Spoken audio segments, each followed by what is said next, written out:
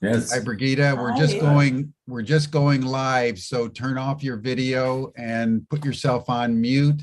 And then I'll make some introductions, and then we're going to do a few minutes on an upcoming course on burnout, and then I'll introduce the two of you. Perfect.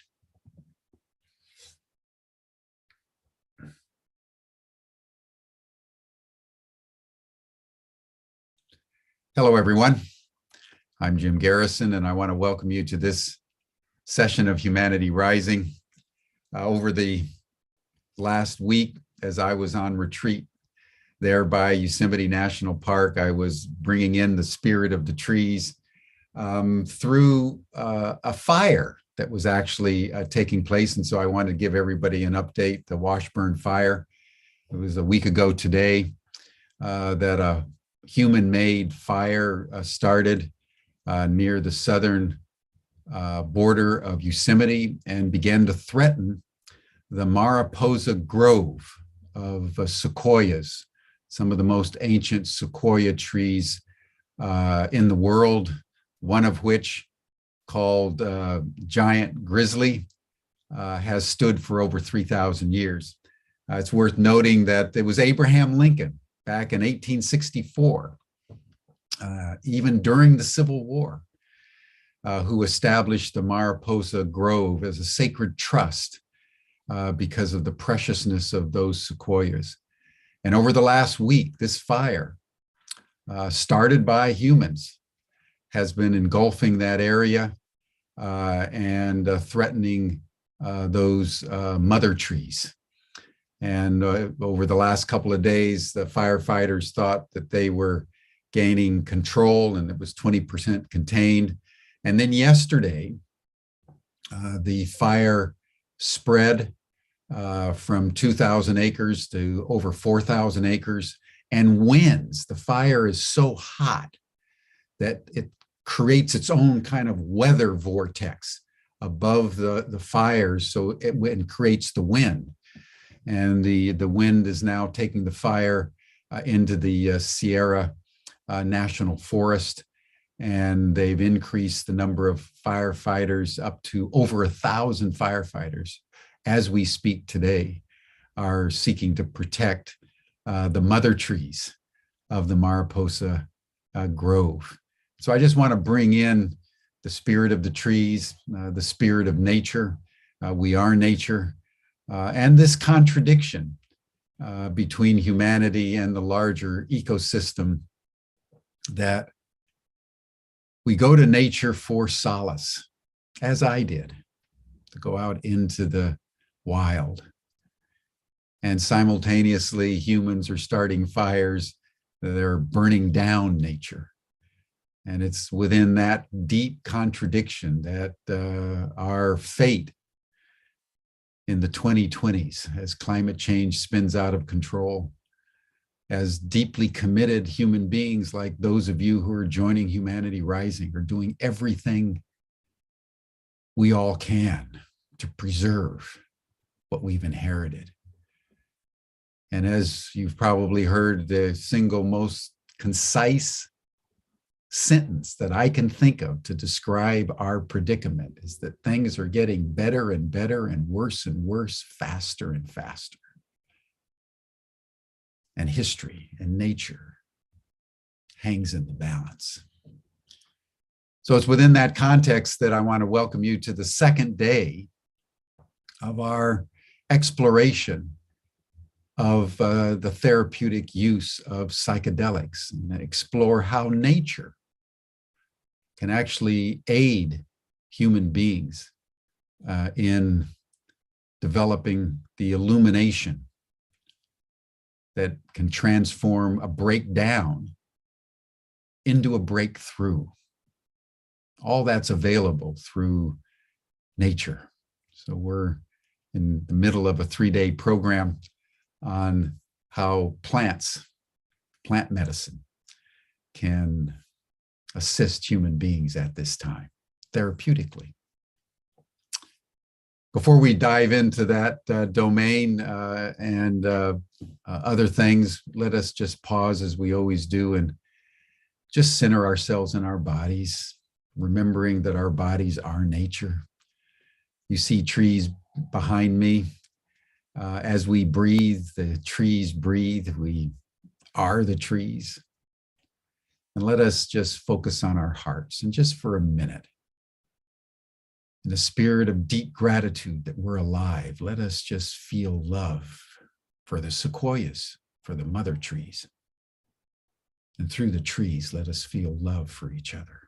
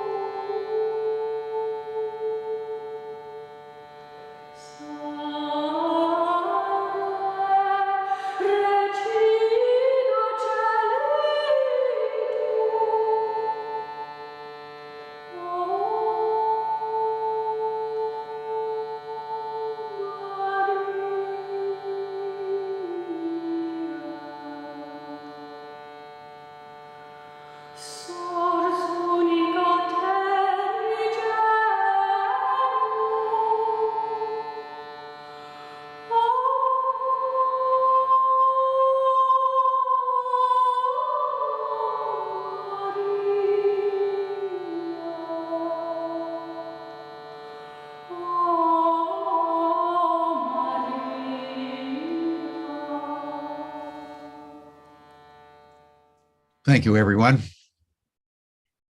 I find such great solace in this 1 minute of just listening to the Ave Maria and feeling love and compassion and solidarity with all of you and the larger ecosystem. So I just want to thank everybody for taking this minute. Before we dive into the program with Stan and Brigitte Groff, we want to take just 5 minutes to promote a course that we're offering on burnout and resilience. One of the comments that have been very persistent in Humanity Rising, as people feel all the stresses of the pandemic and the stresses of runaway climate change and modernity and the war in the Ukraine and everything that's going on, is all the indicators of stress virtually everywhere in the world are going up. So one of the things that we try to do at Humanity Rising and through Ubiquity University is offer courses so that you can rekindle the fires within, so that you can develop the transformational processes to prevent burnout, which lowers one's immune system and makes one more and more susceptible to not only COVID, but a range of illnesses, both of the body and the mind and the emotions and the psyche. So I just want to introduce Stephanie Mines. She's a PhD. She's a neuroscientist and embryologist who has been convening a series of programs on Humanity Rising on regenerative health. And as we've gotten to know each other and talk, she just felt that she wanted to offer a course on how all of us, just using natural processes, can prevent burnout and increase our resilience. So Stephanie, thank you for joining us for a few minutes this morning. And just tell us a little bit more about the course and why it's important for people to consider it. Thank you for inviting me, Jim. And as usual, everything that you've said leading up to this moment is in complete alignment with what I want to share with you. My heart is aching for the mother trees, the sequoias. I am here in the Pacific Northwest, surrounded by an ancient rainforest that is constantly at risk.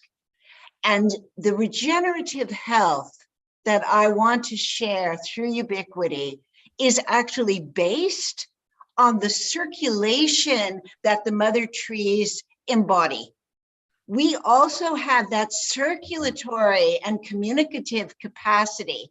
And I am so privileged to be able to share the cutting edge resources that I have cultivated and developed specifically for this course. So I am a veteran of activism that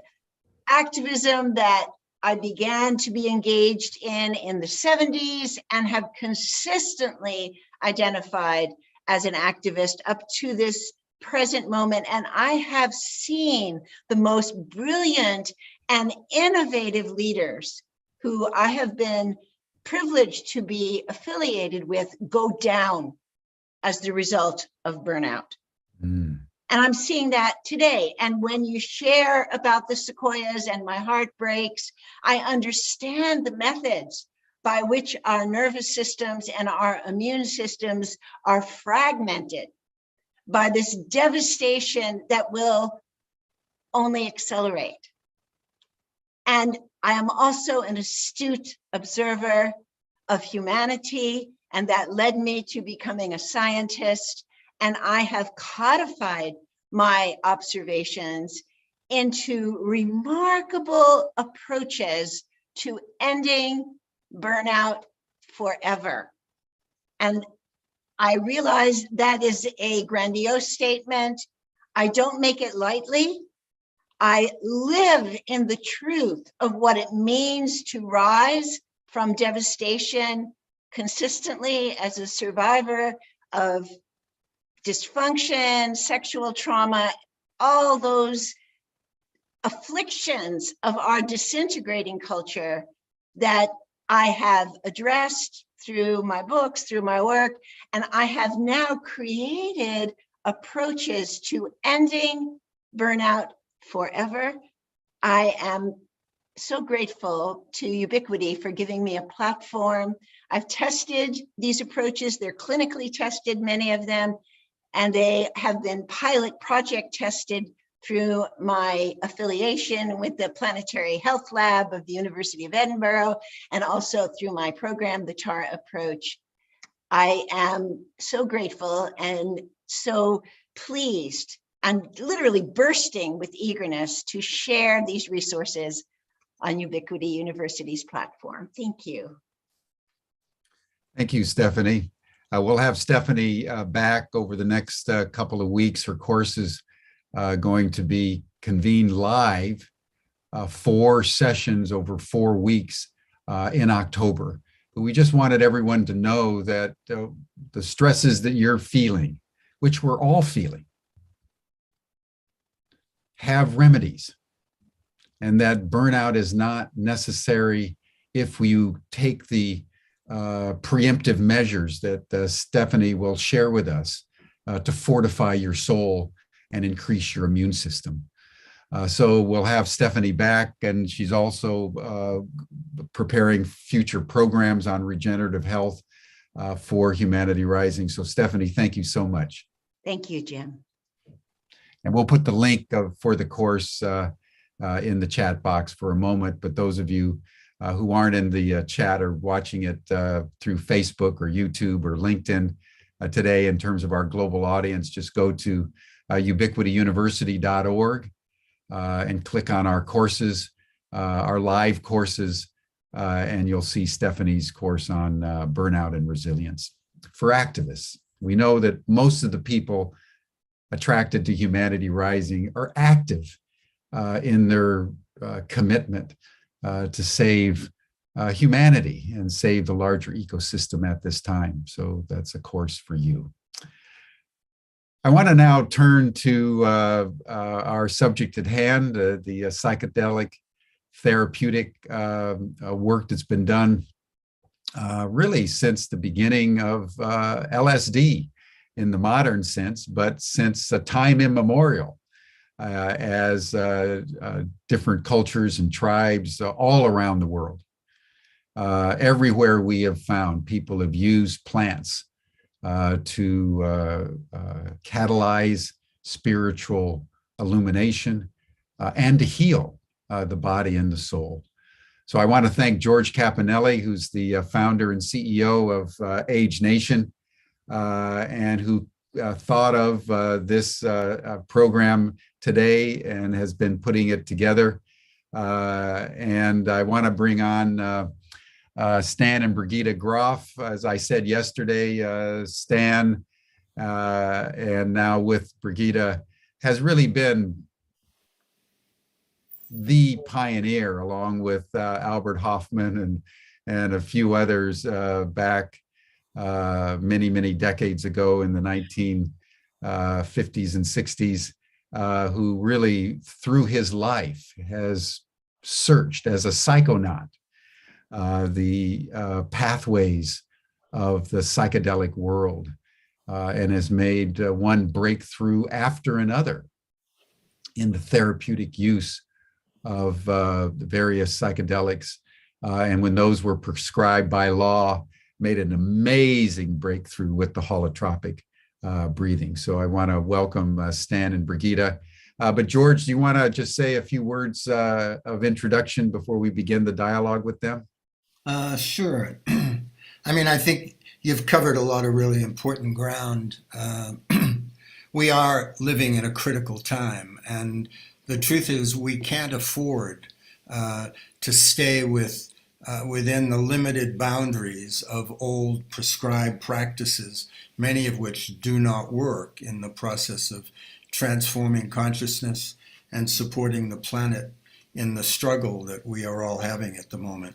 So this is just the beginning of a much deeper dive I think we're going to take on this conversation. And it will include not only psychedelics, but it'll also include a number of other ways, as holotropic breathwork does, of allowing us to expand our consciousness and get in touch with a much deeper aspect of our own nature and our connection to nature and to consciousness.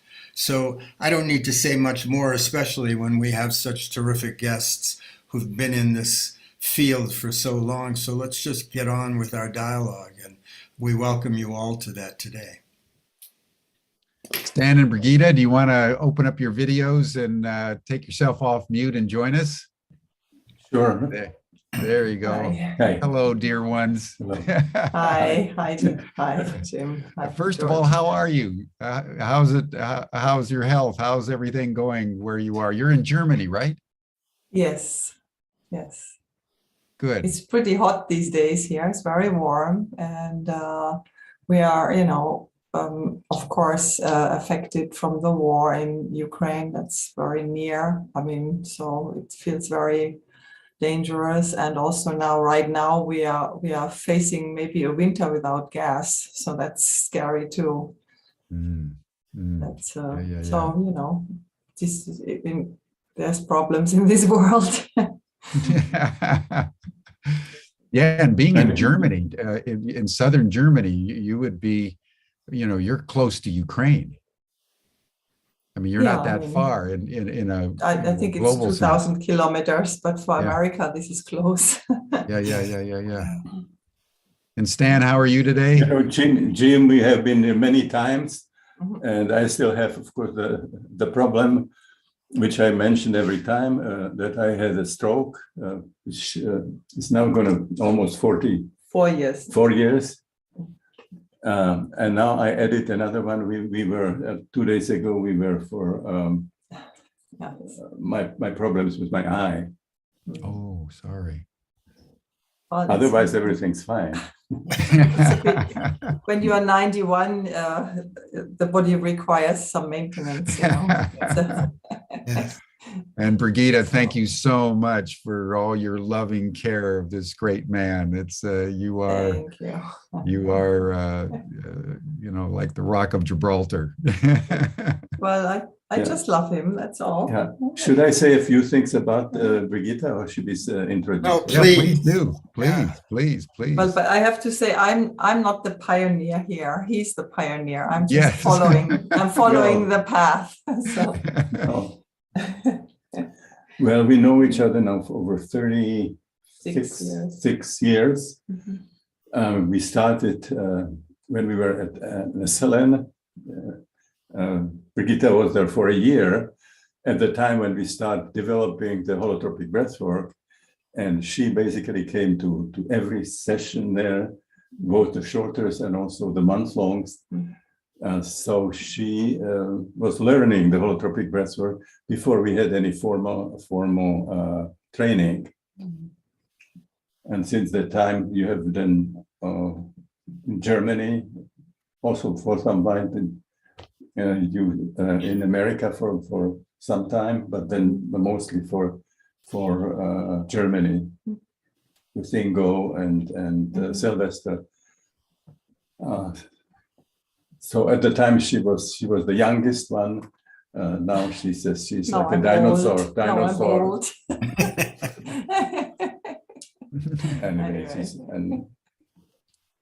and you know, we have been working for years together, and she, everything that I can tell you, she knows, and she's also a person who's articulated, not unlike I am anymore.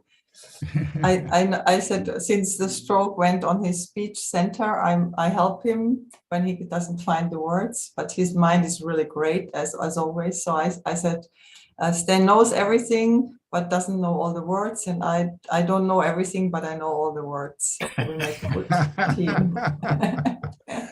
Now that's a marriage Jim, made can in you heaven. yeah. One, do you have participants, and what would you like to hear?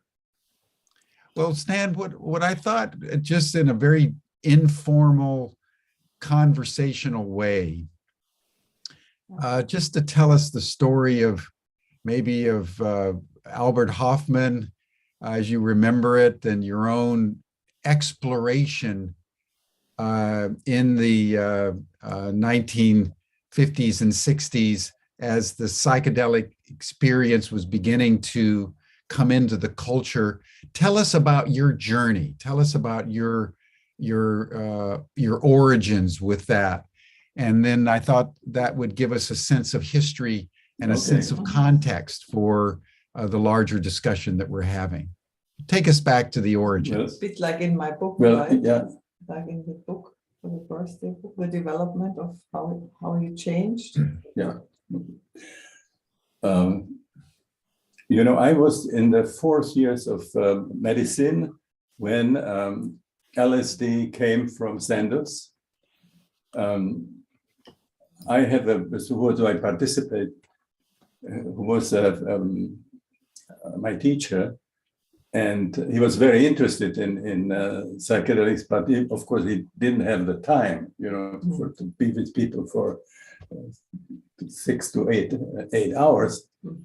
And so she found several of us who were like the gophers, you know, sitting there. So for quite a while, I was there with people who were psychiatrists, psychologists, artists, scientists. And unfortunately, we could not get LSD if we were still students. We had to get our medicitors. So I was sitting there, you know, listening these incredible stories, and really wetting my palate, appetite. And so, for the first time, when I was when I got my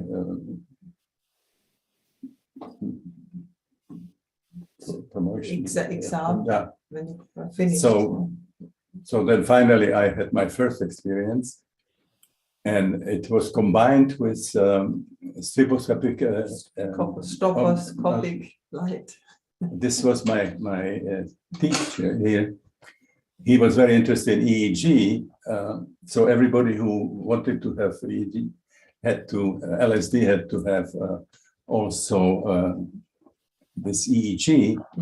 But also at that time, he was interested in what's called driving the brainwaves, which means exposing people with this stroboscopic, very, very powerful form. And so what it means that, you know, between the 3rd and 4th hour, my assistant came and said, "This is the time to drive the brainwave." Amazing. So she put the Stroboscopic so- light. Yeah, yeah, Stroboscopic. no. And so I lay down, and she turned on the light. And at that point, I've seen light like I'd never seen. At the time, I thought it was something like in Hiroshima.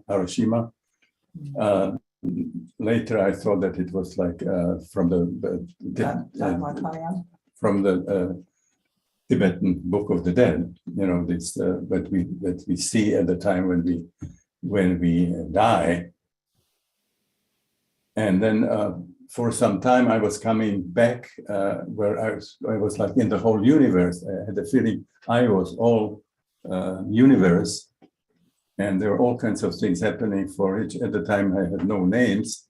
Later I think about the Big Bang, and Black hole. black holes, white holes, and so on. Something in that situation, and then finally coming back. But the major problem was my consciousness at that point was floating around my body, and I cannot get it together. So it took me a while before finally I get them together, and I had just an amazing experience. So that it took over everything that I experienced with psychoanalysis and other things. And I decided this is something that I really want to do. So for that time, I have really done nothing else that was in one way or another related to the non-ordinary states of consciousness that later I call as the holotropic states of consciousness.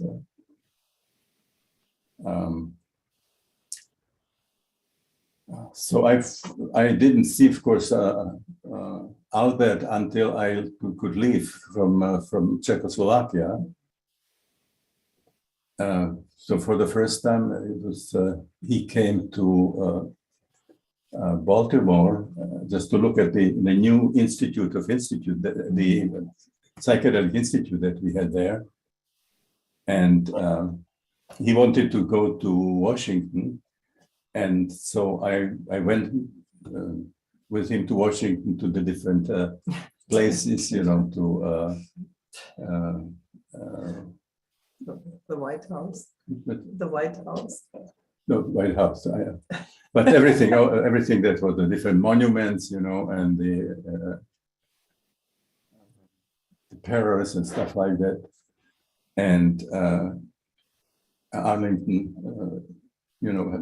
Kennedy, he was there. Cemetery, yes. Yeah, Arlington Hospital. Arlington Cemetery. Yeah. But then he wanted to go to White House, and at that time we were still come all the way there, right to the fence, and so we was looking there, and he came out. Like this out, like Oz, and he said, so this is the great White House with the great people, who changed the world. And this was who was president? Yeah, it was Nixon, and this I don't know. Some American help. I need some you would American know. help. Anyway, and so I do. Which year was it? Do you know? What year was it, sweetheart? What year?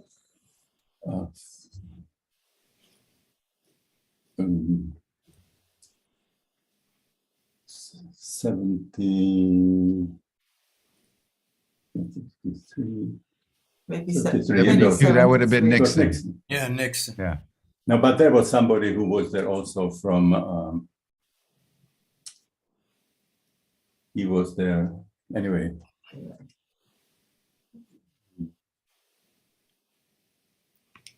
So I said, Albert, do you know what you did in the world? In the You world. changed the world as compared to Nixon, and the one that was even worse.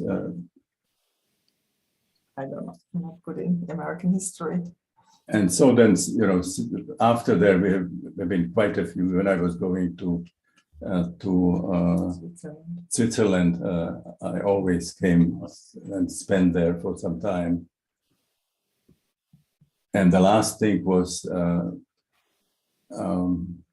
day when he the year that he was dying.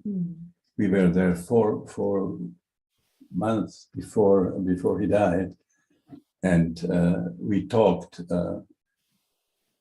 He was at that time, but still wanted to go to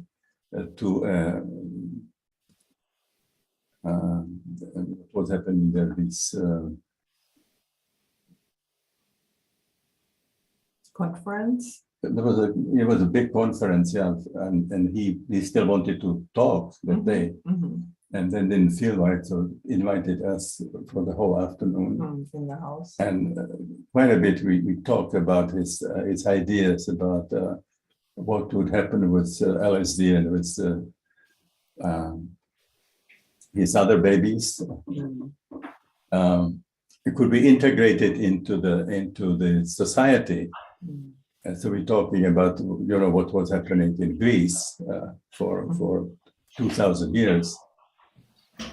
And of course, at that time, it was like a fantasy, that this could happen, because at this time was basically the beginning of the end of psychedelics at that point. So you want to say it was the Eleusinian mysteries? Eleusinian Tester, yeah. You want to explain what it is, Eleusinian mysteries? Well, these were happening, for almost 2,000 years, every 5 years. And there was a substance which was called Kikoon, and Albert and Gordon Watson tried to work on this, and they came to the conclusion that it was very similar to LSD, actually, the Kikoon. So they were like big group rituals with psychedelic substances, and out of that came, the really the culture of like Greece, Aristotle, and so on, or all kinds of people were there, all kinds of philosophers and artists and statespeople were there, participating. Yeah, well, we talk about the fact that it's a great scientists and artists, in Greece, and we don't hear about it, that there was a very powerful psychedelic substance that was happening for almost 2,000 years, every 5 years. So that was really inspiring and shaping the culture. So coming from this inner transformation, these powerful tools, So. And so at this point, seems like fantasy that something like this could happen.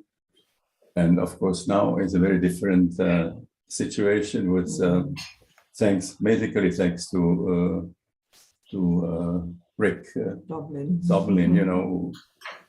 just really changed the situation in a dramatic way. And I always thought about, how is it possible, how he does that? And then I had the chance of being for a month in Israel, where we were bringing both MDMA as a therapist, and then the grass as the symptomatic thing. And so we were there for 4 weeks. 4 weeks, and he didn't have an hour maybe that he was not working with somebody with politics and therapists, psychologists.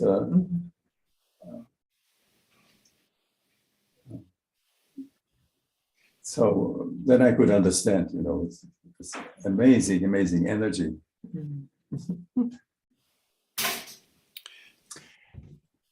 Stan, how did you, when LSD and some of the substances were no longer as available and active. And out of that came holotropic breathwork. Where did the inspiration for that come from? How did that evolution happen for you? Well, what happened is that I had a sabbatical, and I met Michael Murphy in New York, and he asked, Stan, what are you doing? And I said, well, I have about a year, to work on a couple of sessions, a couple of books. And he said, well, why don't you come to SLN? SLN is a great place to write it. And so we'll give you a house there, and you have to work and work on the sessions. Do some workshops. And trade it. Mhm. And so I came there, and I was giving these seminars with people, and I was talking about what the experiences that we did in Prague and what we did in Baltimore and so on, and I have wonderful pictures, for patients and so on. And I was talking about the holotropic, the transpersonal experiences, And people say, well, that's great, but can we have an experience, Do you have a little stage there?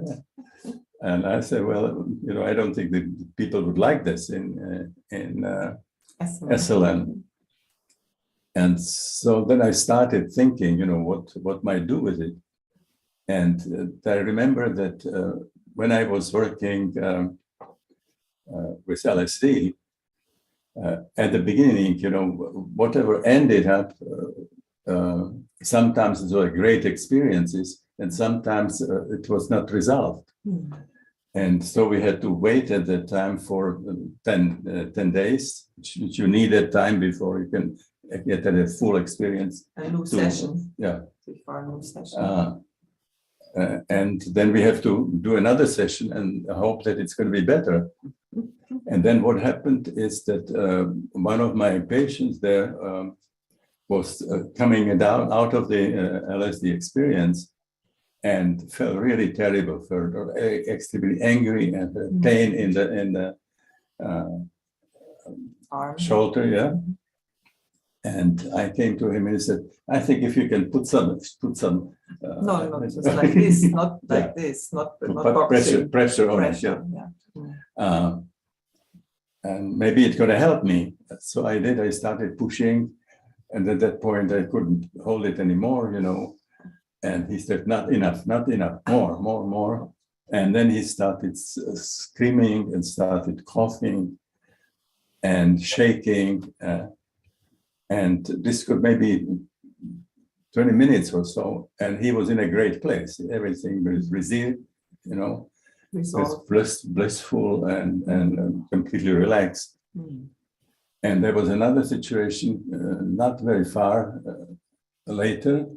There was a patient, a woman, who had again experienced that she was coming down and not in a great place, and felt nauseated and had pain in the belly. So I came and I was sort of saying, where is it? And poking a little. As I pushed sort of this, there was a projectile vomiting, just missed me just barely my head, And so then, brought some obtainer and he continued to 2 or 3 times, and again was in a great place.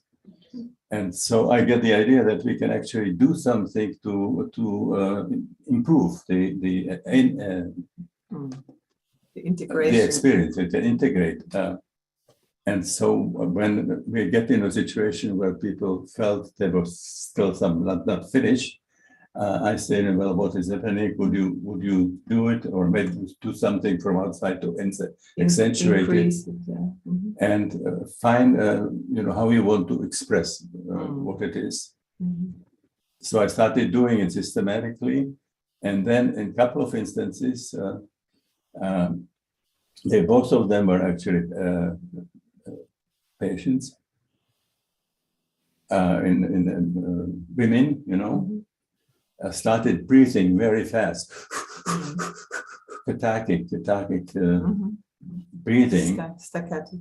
And when she was doing it, when they were doing it, they said, it's incredible, I was already completely coming out of the experiences, but with the breathing brought me back as I was in the middle of the session again.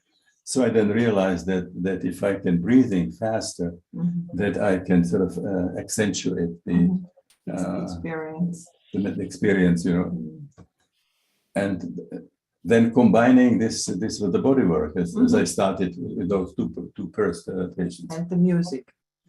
And the music we do all the time, of course. But so this was the combination of the breathing and using the body work, and that's like a major help in psychedelic experiences. And it's also it's following the same principle like the psychedelic sessions. It's you're not imposing anything on the person. It's you just lower the resistance to the unconscious by the breath, which is also done by the psychedelic, and that whatever wants to emerge, whatever is close will emerge. We're not influencing that. We're just creating the situation that the things can happen from within, from the inner healing intelligence of a person, and then we just the person would just follow that, and we would assist them in following what comes from within, which is wonderful. It's not, there's no expert out there. It's kind of it's the chef treatment from the divine within. So it's the best treatment you can get. Now, this is what we were doing already at that time, way back, 50 years ago or so. That there was a tendency for people to bring some kind of specific school,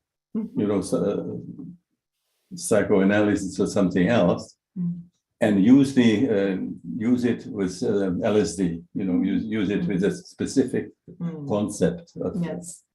And when we found out that we can actually use this individual, that the psyche has an intelligence, as healing intelligence.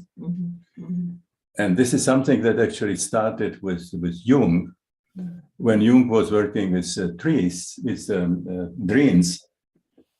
Was very different from what Freud was doing. Freud was working with dreams from the past. Actually, there was a situation where he was in a train with people who was going with this train, and he started talking about his dreams and mentioned a dream which happened 50 years ago, or 20 years ago, and Freud was sitting and interpreted the dream right away. Now, Jung didn't want to do that. He when the patients would come, he asked them to lie down on the couch, and he wanted them to let the dream to go back and continue. He wanted to see as the material from the unconscious was coming. But those were dreams from the present, not from the past, like recent dream. And in something, this is a very interesting idea, that as he was working with the dream, that what is in the psyche of the patient, then what is closest to the surface, that's very charged energy, what Freud called ataxis, that the material starts coming automatically, the one that's most available at that time. And for that reason, it's also the one that is the symptoms. This is that gives problems to the patient, because that's when the unconscious is coming to the surface. And so he was doing it just with this dream, work. But then what we do, we add it to the holotropic breath work, which means it intensifies, but still takes you in the same direction, what is most available from the unconscious. And then if you take it one more step, then we have, of course, psychedelics, then the same principle, we get quite deep, to very frequently to the matrices of perinatal birth matrices. matrices or transpersonal experiences, archetypes, and so on. But the same principle is, what is available for the psyche already. Well, I can certainly attest, having experienced both holotropic and a variety of plant-based medicines and whatnot, that I was shocked at how deep my experiences with holotropic breathwork were. They were just extraordinary. And that whole ability, that thing you call the cartography of consciousness, it was amazing how many corners I could go into in the holotropic breathwork. It was quite extraordinary. Yeah. People frequently asking, what's the relationship between breathwork and psychedelics, and what it really is about the relationship between the unconscious and the consciousness. What there are people who are so available, that something is coming up without breathing, without psychedelic, spikes automatically, and for other people really try to have these experiences and cannot have it. So they get one psychedelics, breathwork, and shamanic things, and they can really get into it. So it's really the question of the unconscious and whatever is holding. Yeah. Very frequently, when we go breathing, we have a situation where people are lying, and we bringing the relaxation talk about it, go through the different bodies and so on.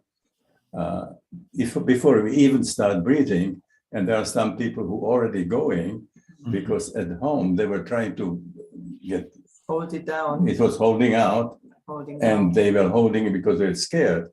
But then they come and they see that people can deal with it. We can support with it. Then just let go. They don't need the breathing.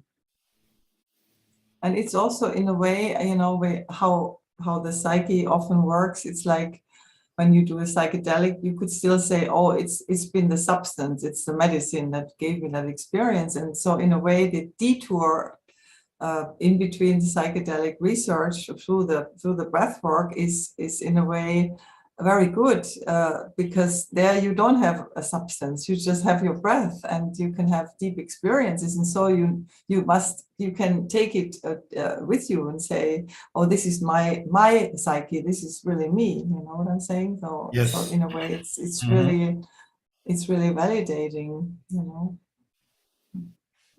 Brigitte, I think it would be worth you telling your story. I mean, you've been at this for nearly 4 decades on your own. Tell us just a little bit about your own background and your own journey to the Esalen and the holotropic breath work, because you've got your own legacy and tradition here. That's with your mother. My mother. Well, I when I was about 17, I had a boyfriend, and he said, one evening I stayed with him. He said, would you like to see God? I have a pill here. And I said, well, sure. I mean, Why not? sounds interesting. and so we both took a pill, and there was that ride, which was LSD. I had no idea, and it was really, really intense, and it was fast. And I mean, how LSD is really fast, and it was really overwhelming. But I also always had a sense of truth, that there was something was happening was true, and it felt almost like all my curtains from my consciousness had been pulled open. in this night, you know. And also it was scary because I get paranoid because of he was not okay. And anyway, I ended up escaping from the house. It was an old farmhouse, and I was knocking at the other farmhouse, and there was the daughter there opened, and I think she had a little Basildorf. Her eyes were out like this, and she had a candle, and somehow she didn't get the police, but she took me with her. And in her room, and she had a rocking chair, and she was rocking, and I was telling her all these things, you know. I said, you know what, this closet is breathing, you know, and things like that. I mean, she didn't have a clue about anything, but she would just listen, and she was knitting and sitting in the rocking chair all night, you know, and I was having all these experiences. And so I made it through the morning, and you know, and came home, but my world had changed, and I have an older brother who used to explain me the world, and I told him about it, and he could not follow. So I had outgrown him, you know, and so I was very alone with this experience. I didn't see God, but I saw a lot of things, and it was very mixed. It was also scary, and I didn't talk about it, which was good, I think. And later I studied psychology, and there was no answer for any of these things. They were into rats and, you know, cognitive stuff, and not so much into the soul. So I finished that study, and I never wanted to be a therapist or anything like that. And I wanted to study art, which was my dream. So I made it into art school, and was happy there. And then somehow I found Stan's books. And I read those books, and I was like, oh my goodness, this guy knows something.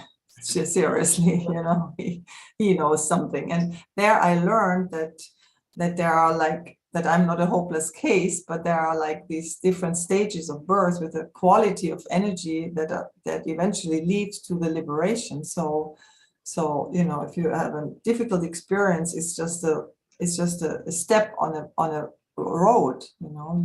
You're not stigmatized by it or something like that. And so I thought, well, I really want to see that guy if he is like he writes. And at that time I didn't have a car somehow, and I don't know how this happened, but I asked my mother if she would drive me there. I never do things with my mother. I don't know what it was. Anyway, we came to a German town called Freiburg, and there was this, you know, this event, Dr. Groff, and my mother said, I'm going to sit in the back, sit in the front, you know. And then Stan walked in there, and he had this brown suit and a tie, and he was a really serious scientist. And later my mother said she expected somebody with like a Jesus, you know, sandals and stuff like that. So she was impressed, and he talked all evening about LSD. And I was in the first row, and I looked at him, and I said, I think this guy is great. I mean, he is great. So I don't know what my mother thought when he talked about LSD all night. But anyway, so after this, I thought I want to ask him what to do with my experience. And but first of all, there was my mother, who shouldn't know I had done LSD, and there were lots of people. And I was kind of shy, and I, you know, didn't want to push. And I also wanted to make a very good impression. So this went on for a while, and then it was like a little nightmare. My mother was stepping forward, and she pulled him on the arm, and she said, Professor Groff, could you take her on my daughter, you know? And that was very embarrassing. You know, I thought I want to disappear in a hole. Or everybody looked at me, who is this girl, you know? And so I spoke with Stan in English. I told about my experience, and he said, why don't you come to Esselen, you know? And also there was a conference in Switzerland where I did my first breath work. And when I did my first breath work, I had an incredible experience. It was like mind-blowing. I experienced a total liberation, and I felt like I was a bird, like a seagull or something, floating over a coast, which I thought was Britannia at that time. And later, when I came to Esselen, I knew it was the Big Sur coast that I had seen, you know. And that first experience, it's a little bit like in a Jungian psychology, the initiatory dream or something like that. Gives you a perspective, and then you have to go back to the hard homework. And so I went to a month long at Esalen, and it was really looking at myself, and was really quite hard and tough. And I stayed longer. I knew I had to stay longer. So I stayed longer as a work scholar, which means you work 30 hours for the community and then you can go to workshops. And so I was going to all the workshops that Stan and Christina were offering and learning the work. And it was, you always said it was like a natural, it was more like remembering the work. It was learning it, but also remembering it. And it was really a very loving, supporting atmosphere to learn. And so I ended up, suddenly with running big groups in holotropic breathwork, and I was the youngest of the group. I was the leader, and so I came to this work and to this path, and ever since I've been on the holotropic path, and it's become my profession and my passion, and certainly the love for Stan has been a main energy in my life, and I feel so blessed to be married to this wonderful person, and to share the inner worlds and the inner travels. And when we got married, my mom loved Stan, and when Stan said to my mom, it took me 30 years to take her on. So that's my story, a bit of my story. It's beautiful. That's beautiful. That your avocations and your vocations have been intertwined for many decades. And while we're on this, just this strand, say something about the Groff legacy training that you have been co-founding and co-creating.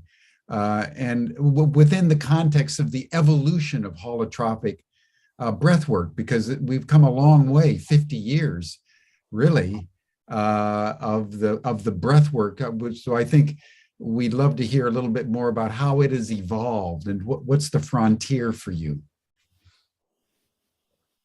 Yeah, I think do it. Yeah. Yeah. Well, the breathwork has been around for quite a while, and Stan and Christina developed it and brought it around the world. It started at some point when we met. There was no formal training, but then there was a formal training, which I participated in 3, I think, but after a while they got sort of tired of running this kind of thing and wanted to be more free, and gave it away to some people who took it over, and it's been going for a while. But Stan and Christina wanted to write books and not deal with business and all these things, and just Stan came. Christina was getting pretty sick then, but Stan came as a guest teacher. And when Christina died, he couldn't travel anymore because she was very ill, so he stayed with her and just worked in CIIS and so on. And when she had died, he started traveling again, and he went around the world and seeing what was happening. And so he found that he was not really totally happy with the development that had happened, and so he had his deep wish was to create a new training which would really represent his work the way, or their work the way he wanted that. And he was so unhappy, and he felt, even when he had the stroke, he felt he died. He was dying, he died, and he came back. He decided to come back for our love, and also for Legacy, yeah.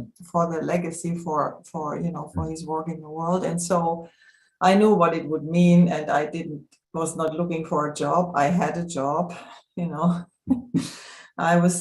knew it would be, totally life consuming, but I just love Stan so much, and I hear him, listen to your husband, to your wife. And so I said, all right, I'm going to help you to do this.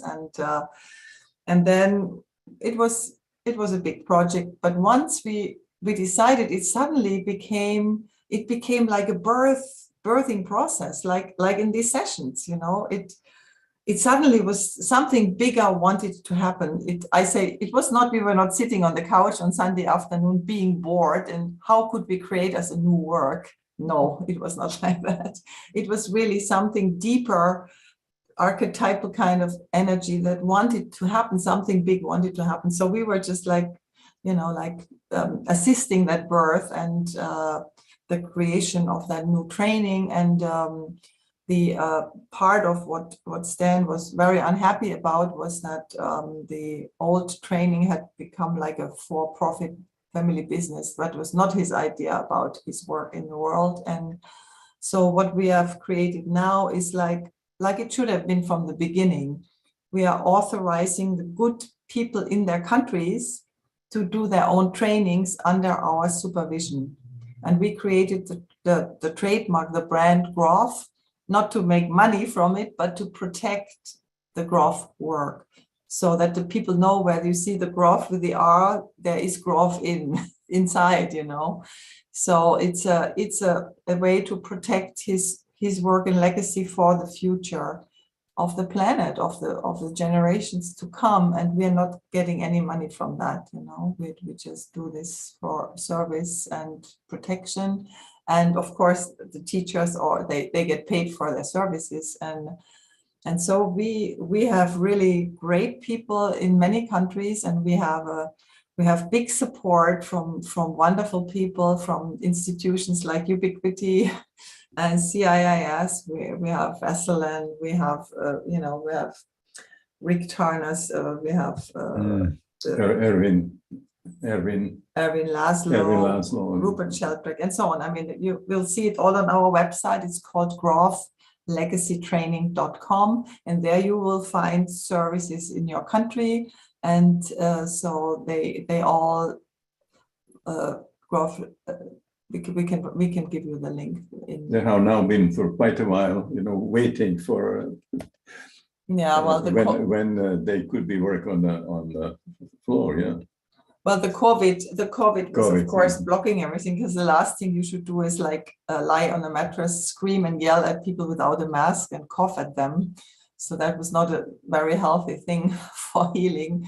So, but also the other thing is it was a time of leavening. We have extreme.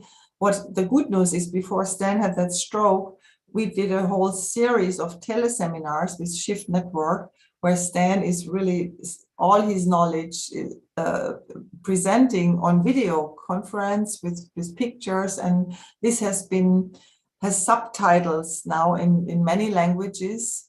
So this is available. You can buy it from Shift Network, but it's also available in the training. And the way of the psychonaut, Stan's encyclopedia with all his knowledge is translated in all languages. It's also the basis of our training.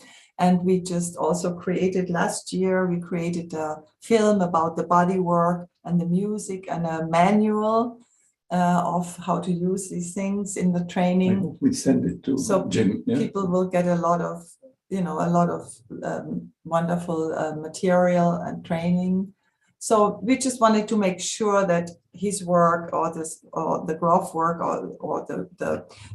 in this context, for trademark reasons, we had to rename holotropic breathwork as Grof breathwork. So you will see Grof breathwork, but this is actually the original form of the holotropic breathwork that Stan and Christina developed, and this is to protect that, we're very, very eager that we make sure it doesn't get changed, or because it's really a great form.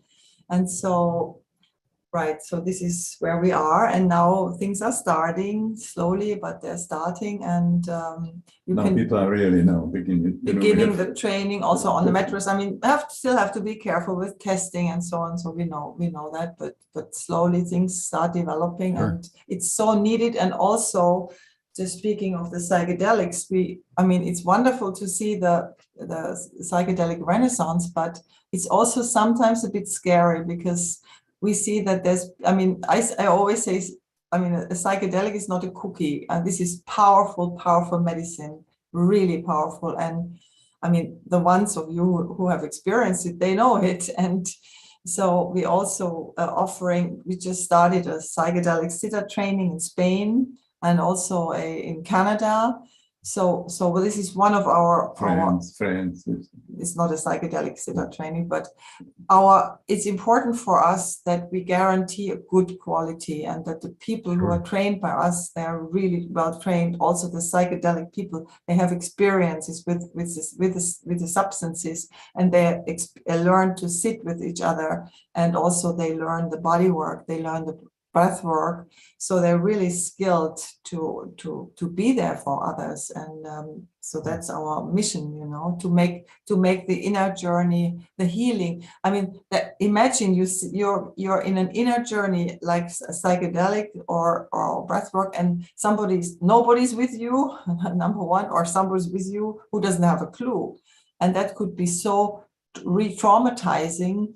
That we really don't want that to happen. And also we are highly into ethics. I mean, we don't want anybody to be sexually molested in these states, which has unfortunately happened.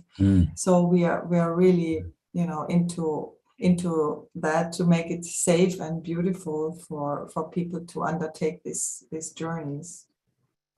Let me ask you a question that came in from one of our community, Amy Blumenschein, about your advice, whether something like the holotropic breath work or psychedelics would be appropriate for someone with stage 4 cancer, someone in an extreme physical condition. What would be well, your we have done it, we have done it. We started in Holotropic in Baltimore, so that was we had about 200 of these patients, and of course cancer patients. There were cancer patients. Yeah. Mm-hmm. They were actually most of them were patients who there was no help for them. Mm-hmm. This was the condition for us. Yeah, there was at a certain point when we already get the results from it, then we had brought some of the patients themselves who actually much earlier. Mm-hmm. Mm-hmm.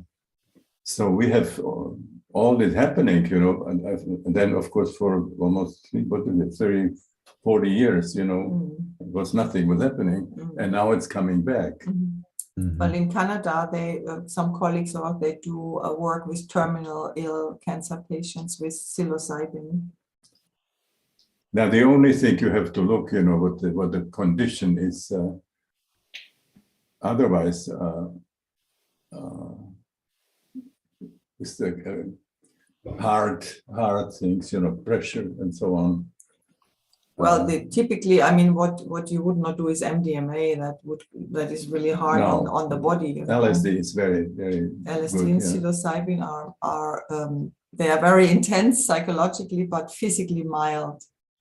So I worked with one of these patients who did not die, in the session, but he died 4 days later. Mm-hmm. He had cancer, which was all through her body, and she was terribly fear of death. Then somehow,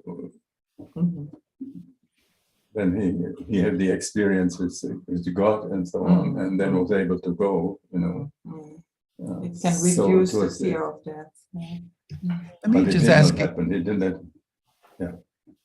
Let me just ask a question of both of you. When you're very ill and you have cancer, you have some other debilitating illness, you take LSD or you take psilocybin mushroom. Stan and Brigitte, what kind of happens when that drug hits the disease? Why is the psychedelic ingestion therapeutic on something like stage 4 cancer? What's happening? Well, what happens very frequently is the experience of death and rebirth. but like then the death already happened, and you are just in another realm. So people then start applying that to what would happen when they actually die. So we had several of these patients in Baltimore who had them, as patients, and after they had these experiences, that they had some problems, that they almost died. For example, one of them was with the United, for example. They were doing it, and he lost.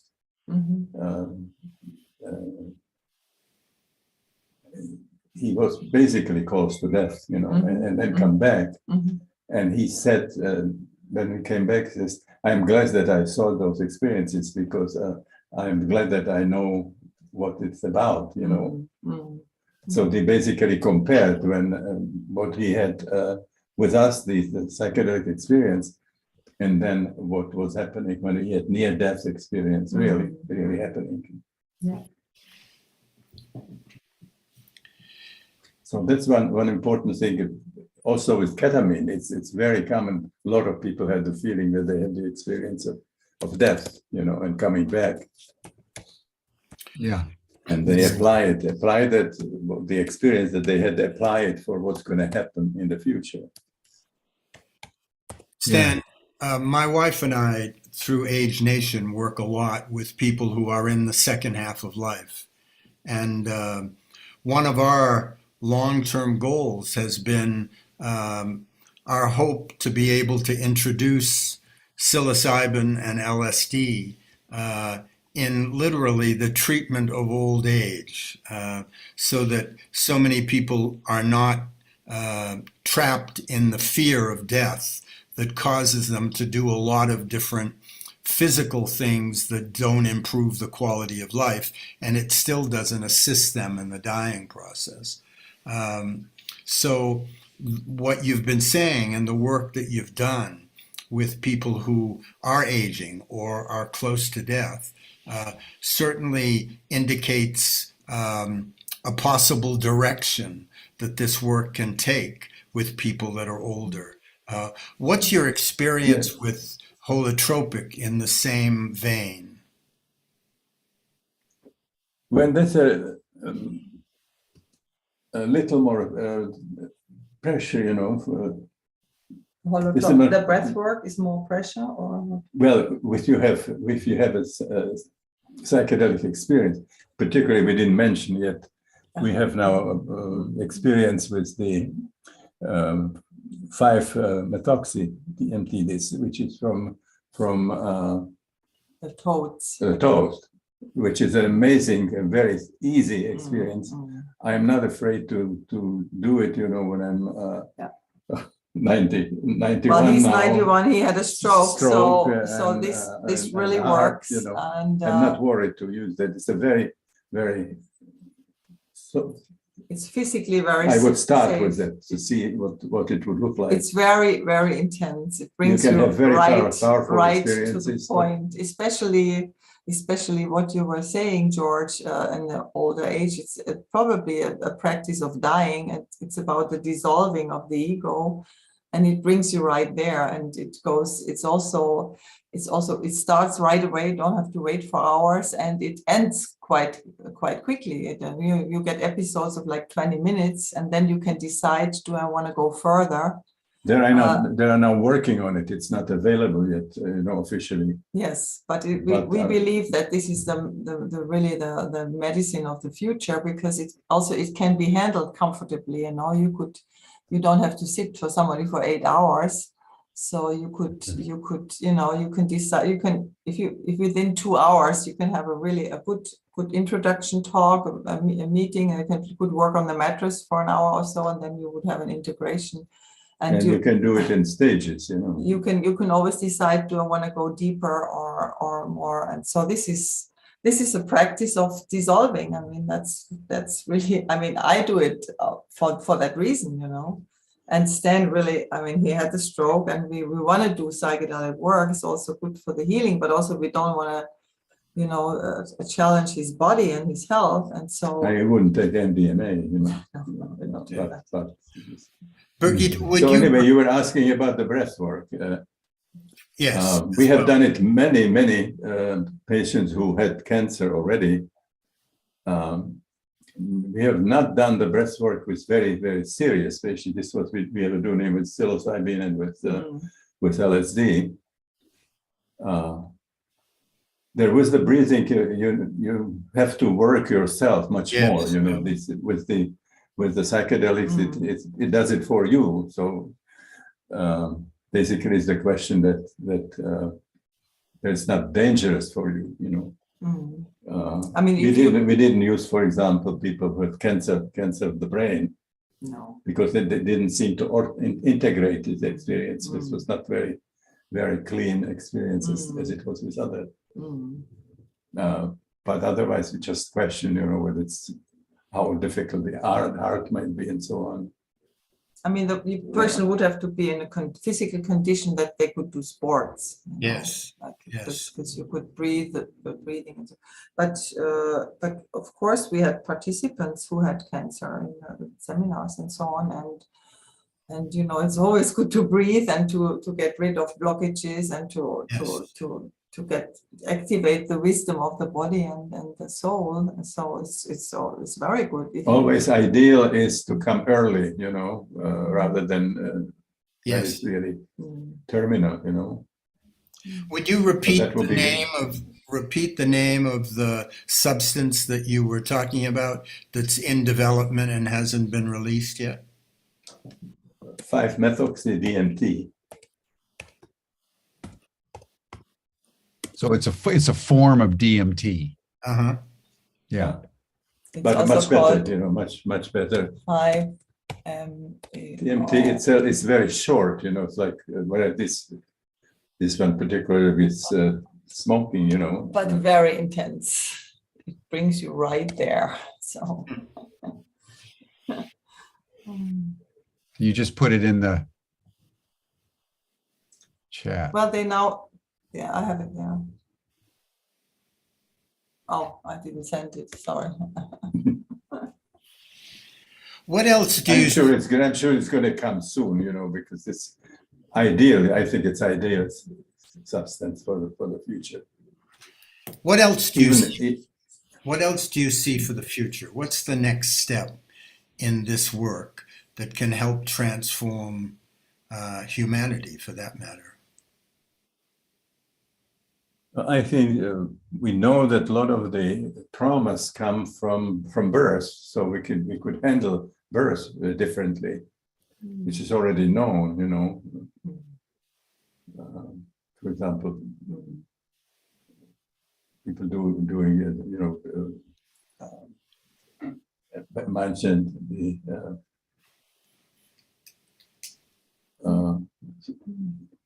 working in water, for example, doing birth in Vita, being there with father and the mother,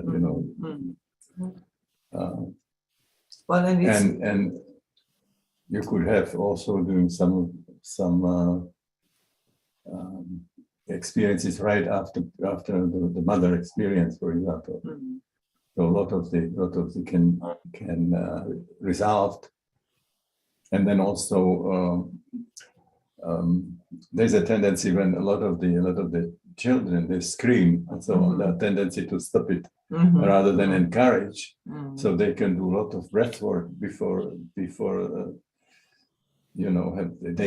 need it. So now we say when people are now having these kinds of experiences, we say do it now. Don't wait 20 years and pay a lot of money. Because the trauma of the experience is there available. So when the people are screaming and so on, this is really trying to release it, and there's a tendency to stop it. Yes. Well, in general,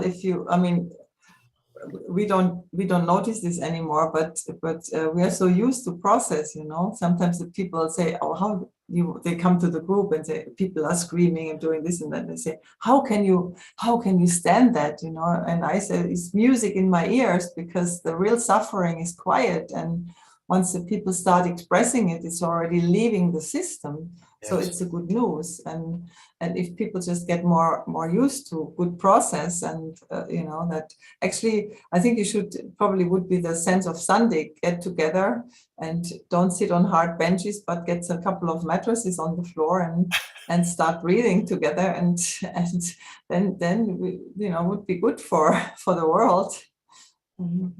You see, the other thing would be great, would be bringing in the rites of Passage.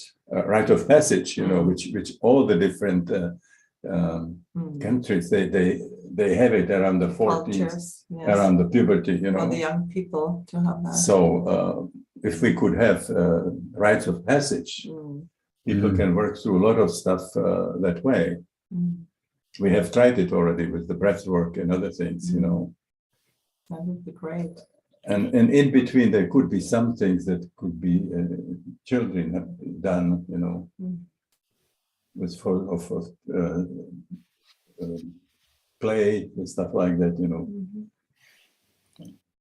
I think there Well, also and- should be mandatory sessions for the UN and for Oh, yeah. most governments. They should require all legislatures to go through holotropic breath work and take psilocybin and LSD. I understand you suggested once, Stan, that the way to clean up the world would be to give everyone a tab. Or maybe Well, politicians should qualify. this is- They should qualify by going through some psychedelic and holotropic procedures. Yes. This has to be done, who is doing it. You get a driver's license. You should Yes. get a license to become parents and to become Absolutely. politicians. And I mean, I think the if you first, need a license to drive a car, you should need a license to drive the world. That's you know? true. True. the, And just like you So would I have the mostly thing that is available, who want it, that it's available, that would be great, rather than forcing people to do it, With good guide, with good support. Although with the rites of passage, whatever they do psychedelics, or sometimes they do other pretty drastic procedures, there it's forced. They have to do it. Well, again, as we said, it's really important that people who are accompanying people in these states are really well trained and they know what they're doing, they're experienced. And we also believe that where we all see what's happening in the outer world, this is either a transformatory crisis or we're just going down the tubes altogether. So our experience, it seems so important to do the inner work, because the inner psychedelic holotropic work, as many people as we can, because somehow our individual consciousness and the collective is not separate. So besides doing things in the outer world that help the planet, it's really important to do the inner work, to work on that level too. Yes. I think also important to bring the family into it. The major on the 60s was that a lot of the kids were into psychedelics and the parents were very much against it. Give some psychedelics to your grandmother. That's the message. A lot of the question would be, I think this is interesting what Michael is, Michael, what we listened yesterday. Michael, yeah. Well, Michael, this bringing it, for people who really would never do it, and they sort of managed to bring it in some way. and it's just always good to work on oneself, and I know that I like that's a Chinese saying, if we all clean up in front of our house, of our own house, the streets will be clean. Yes. So it's I think it's so tempting to look outside and, judge things and know about it, but to go inward and really look at ourselves, I think is really important. So also interesting also, this is what Brigitte mentioned, that many people, when they have a psychedelic experience, they say, like, I have always known that. You see, this is, this is not, it's kind of very new, but it's also kind of old. Remembering. Because it has been, in archetypes, it's been there for years. But this is why one of the wonderful things that Stan has brought to the world, and we are all so grateful for, to make us remember who we really are. I think that's I think, what's happening with the psychedelics, many people who would never do anything with non-ordinary states, with psychedelics, but they do something with the breath work. And then once they have experienced quite a bit, they say, well, maybe one step further, and they end up with shaman somewhere in Peru and Mexico and so on. It's like a step, and people are not afraid anymore, when they experience it in this context with the breath work and the whole context. Well, for me, it was certainly, once my psyche had figured out how the breathwork works, it got harder to get in, my defenses were going up quite a bit. And so for me, the psychedelics were really opening a whole different world, so. Well, thank you both so much, Stan and Brigitte. Yeah. This has been just awesome and just very endearing to see both of you so deeply in love and supporting one another. And by the way, everyone, just to honor Brigitte for a moment, Ubiquity University last year or earlier this year presented Brigitte with an honorary PhD for her own extraordinary work in the development of the holotropic breath work, and for her support for the pioneering activity that Stan has been leading for so many decades. So we have two giants with us today, and I just want to acknowledge, Brigitte, your role and your support in this whole endeavor. It's very precious and very inspiring. Jim, we would like to say, for you have done, it's amazing. Ubiquity and before. Amazing, Yes, thank you so much. Thank you. For what you are doing in the world. Yes, well, thank you. We're all doing the little bits that we can. That's right. So, George, give us just a quick word about tomorrow before we sign off. Well, tomorrow we have an eclectic group, some who practice and support the use of psychedelics in therapy, and some who take other routes and use other herbs and things. So it'll be a good way to finish the week. It's been a privilege to spend time with you both, Brigitte and Stan, and I want to thank you for the incredible contributions you both make.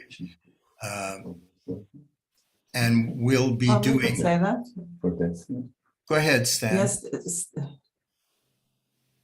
I have to mention there's a book about death, which might be interesting for people who. Oh, okay. Which one? The mind that was after. Which one is it? I don't know. So you can look at it. It's, I don't have the original one that I did with John, and then it's Bruce, which is from Maps. Yeah. What is the title? Do you remember? I'm trying to. I have it several languages now. No, I don't know this word. Well, if you when you remember it, if you send it to us, we'll make sure to resend it. All right, great. Yes. Great. And let it go. We'll give it later. We give it later. Good. So thank you, Stan. Thank you, Brigitte. Thank you, George. This has been an extraordinary session. Thank you for the vastness of your caring. Yes. It illuminates I'm just keeping him alive. We are working on having him be 100. That's the goal. Oh, let's do it. I do everything for that. Yeah. By the way, everyone, we celebrated Stan's 80th by convening for the first time ever a global breathwork day, everyone on the same day. And then when he turned 90, as you may recall from last year, we had once a month, we gathered people who've been important to Stan and have known Stan over the years and the decades to celebrate his 90th. So now I'm just wanting to commit that when you reach 100, we are going to have a global celebration, Dr. Groff, that will be the mother of all celebrations. Thank you, everyone. That'll do it for us for Thank you. today. Yeah. Bye for now. Blessings. Bye-bye. Blessings. Bye-bye, thanks.